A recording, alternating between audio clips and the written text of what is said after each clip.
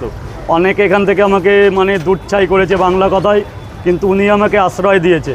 আমার ঘরের যদি ভগবানের কাছে কিছু থাকে, আমার ফ্যামিলি ওনাকে কোনো দিন দেখেনি, কিন্তু ওনার মুখ ওনাকে পুজো করে, মানে আমার ওয়াইফ থেকে শুরু করে আমার বোন বিবাহিত, তবু ওনার নাম করে যে না, আজকে ওই লোকটার জন্য আমার দাদা পোপাটে করছে, আমার মা বাবার শরীর খারাপ, তবুও উনি আমাকে এই জায়গা থেকে আশ্রয় দিয়েছে। ভালো ছেলে, হ্যাঁ, ও অনেক কষ্ট করে উপার্জন করছে, সেই ভোরবেলা আসে শেষ। পয়সা ইনকাম করার জন্য, তাই আমি ওর পাশে দাঁড়িয়ে হ্যাঁ। যাতে আরো বড় হয়। কোথা থেকে? খেটে খাক, মালদা থেকে? এটাই আমার কোচবিহার, মালদা।